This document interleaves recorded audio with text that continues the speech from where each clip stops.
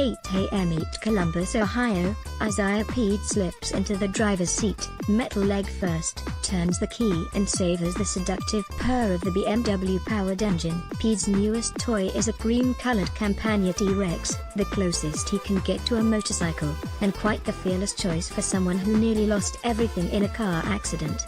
"This is for the young and wild," said Pead, pulling out of a garage filled with toddler toys in plastic bags. "It's like playing running back, low to the ground, see things before people see you. You have to make a split-second decision." Pead skirts out of the driveway, bolting through his suburban neighborhood in the oversized go-kart and clinging to normalcy at all costs. The man who ran a 4.47-second 40 at the 2012 NFL Combine isn't about to slow down now.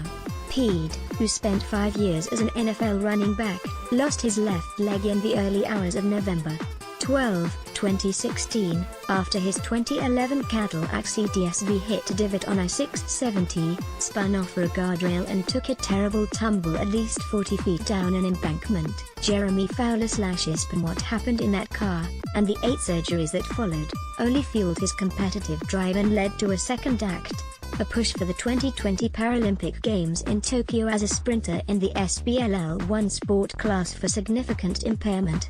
Pead earned nearly $4 million as a player, qualified for an NFL pension, started a trucking company based out of his hometown of Columbus, Ohio, and has a 19-month-old son, Juice, who was born a week before the accident. So why is he spending most of his days grinding on a tattered high school track with his prep coach? Because running backs run. "My dream is done. But I'm still young, have my whole life ahead of me. What's next?" said Pead, 28, wearing a diamond-encrusted handicap charm on his gold necklace. "What do you want to be remembered for?" Pead is back at Eastmoor Academy, where he once competed for state titles with effortless explosion. But this time around requires far more maintenance. About every 10 minutes, Pead must pull a rubber cover off his nub, which requires constant lubrication as it shrinks throughout the day and causes the prosthetic bowl to rub against his crotch. He's tried various scream powers, but the chafing has affected his regimen in recent weeks. From a blued up, Pead recalls the ease with which he used to square up defenders in the second level, ready to torture that poor backpedaling linebacker. "With this, I just don't know what to expect," said Pead, who keeps a ripped torso from daily push-ups, still resembling an NFL back. "I want to perfect it, but I don't know what average is, or what it feels like. If I don't feel like it's great, then it's obviously not great. I want to be an athlete. This comes with a lot more than what I'm used to with being an athlete."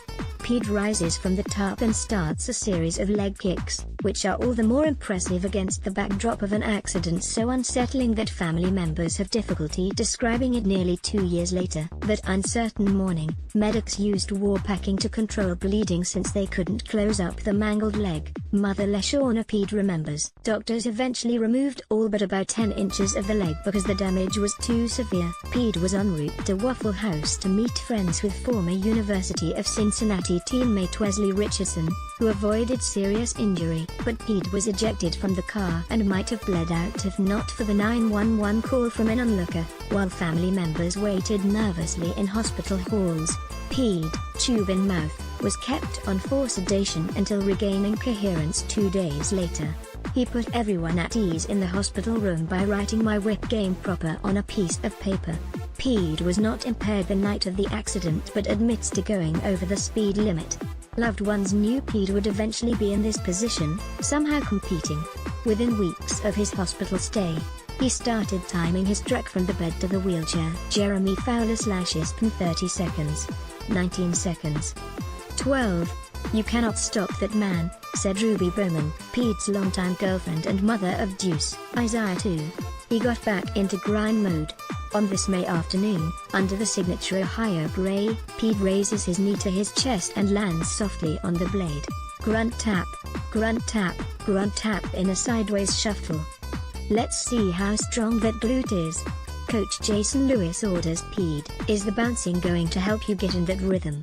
Pead hops over to put his arm around Lewis, explaining the difficulty of trusting the leg to do the work. Lewis ensures they will get that pogo stick right.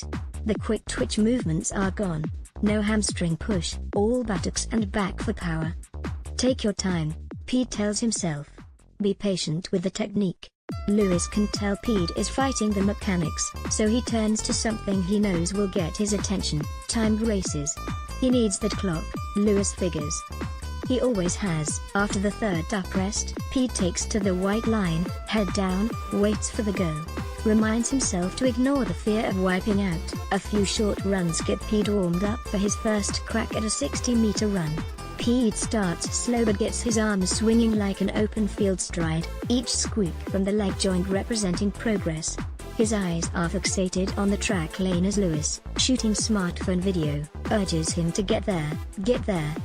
Pead's leg keeps jetting out toward the end, but after 3 tries, he records a personal best time of 12.6 seconds. Low 12s will get him into competition range, he figures. The goal is simple: keep getting PRs, personal records. These small victories, I can go home and beat my chest, he said. Whatever goal I set, I'll know I'm on my way there. And that's the difficult part, knowing which goals to set. Pead and Lewis are hardly experts at this. Inspired by a suggestion from former Rams teammate Janoris Jenkins to become a Paralympian, Pead called Lewis a few months ago with a message: "Coach, I want to run." So he got a state-of-the-art running blade from a manufacturer in Oklahoma, but otherwise he and Lewis are limited to YouTube training videos and advice from coach Joaquim Cruz, a former Paralympian who guides aspiring runners. Reps with US Paralympics track and field contacted Pead in the spring, moved by his story and confident his mix of athleticism and determination would aid training. They also knew Pead faced a tough transition. "It's just going to take some time to get used to what his new normal is," US Paralympic Director Catherine Erickson said. "But once an athlete, always an athlete. He's definitely shown he's a go-getter. If Pead is ready, he can target the Pan American Games in Lima, Peru, next summer and the World Para-Athletics Championships in Dubai in November 2019, Erickson said. Pead is flying to Dallas to consult the Adaptive Training Foundation to learn best practices and troubleshoot the leg discomfort. He eventually plans to get a sponsor for his competition trials. "It'd be a great story," Erickson said. "Time will tell where he is, and how determined he is will be the precursor of what his success can be." From day one in talking with him, he was absolutely determined. "I have no doubt he'll be successful." Lewis has coached track for more than a decade, but never like this. The connection to the runner is more emotional. His job is to understand Pead's mental hurdles, know when to push or stay back. Pead trusts Lewis, who never asked for anything after Pead made the NFL and stood as a father figure of sorts. "I'm doing this for him. That's it. I don't get paid to do it," Lewis said. "We have a closeness because of the history of working together. I've seen him become a man. I was so grateful he survived the actual accident. Now that he's doing well, I'm doing this for him. I'm all about being a part of this story. This story needs a rewrite." After a promising football career stalled well before the accident. In May, Snead got a message from his wife that included a link of Pead running. It made the Rams general manager tear up a bit.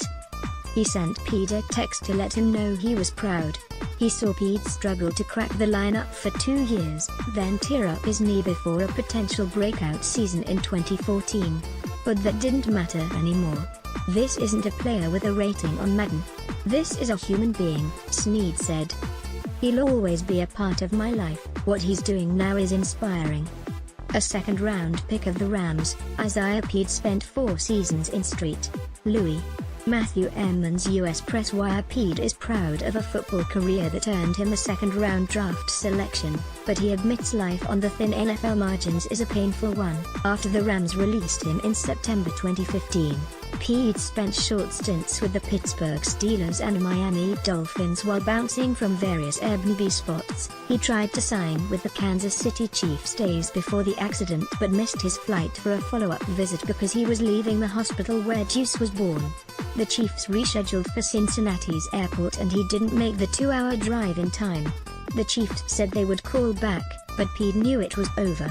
"I still hadn't proved myself to be the player I knew I could be," Pead said. In St. Louis, Pead had played 2 seasons behind Steven Jackson and Benny Cunningham while struggling with typical youthful pitfalls such as pass protection and preparation. Snead recalls, Pead said he butted heads with then coordinator Brian Schottenheimer and regrets not asking coaches why he was on the bench, admitting pride got in his own way.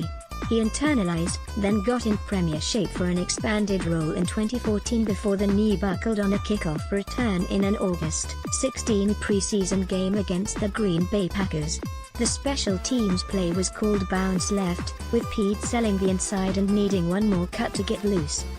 He heard the knee snap on that cut. That career stat line of 27 carries for 100 yards and no touchdowns feels incomplete.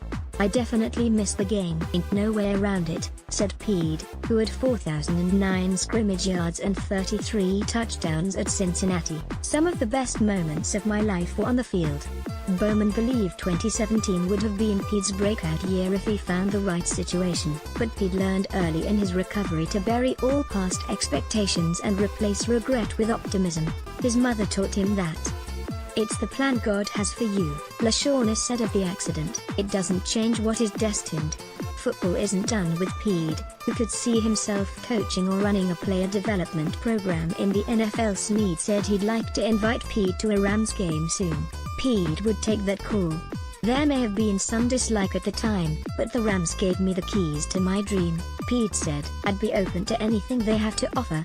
Pead knows he will go restless if he plays out all the scenarios of the last 2 years in his mind. He equates most things to football, like hitting that divot in the road compared to Russell Wilson's off-target throw at the goal line to lose Super Bowl 49. In both cases, he explains, a few inches to the left or right and trouble is avoided. What if he made that flight to Kansas City, he has wondered. I'm a firm believer in not dwelling on things, living in regret. But I'm human, Pead said. I think about it sometimes. I think about Juice not having a dad. Pead doesn't live in this space for long. He chooses to hug his son a little tighter or plan that next trip to IKEA with Ruby. The couple is renovating a 4-bedroom home sitting on 1.4 acres in the suburb of Reynoldsburg, Ohio. The mama's boy tattoo on his right bicep reminds him of his mom's constant care, raising him as a single mother and, now, helping him manage medical insurance red tape. Pead has NFL disability but sees the phrase explanation of benefits more often than he'd like. I've got 3 piles of paperwork, LaShawn said, and he's thankful for his father, DeJuan Taylor, who was in the car that frightful night but got out to connect with other friends early in the evening. Pead was a teenager when his father re-emerged in his life. The outpouring of support from those following his training progress on social media keep him running. It's humbling. It's inspirational to keep doing whatever I want to do, Pead said. I want to do this, compete at the highest level. The fact of the matter is I came from wanting to do something else that I did, but now this is who I am. Pead embraces being disabled, though he searches for a normal life. The constant staring in fitness centers makes him want to open his own gym for the handicapped. Going to the doctor reminds him of what he can't do. That's why he hits the track in the late afternoon, leaving time for a nighttime spin in the T-Rex, unafraid to turn at high speeds. Get out and ride, man.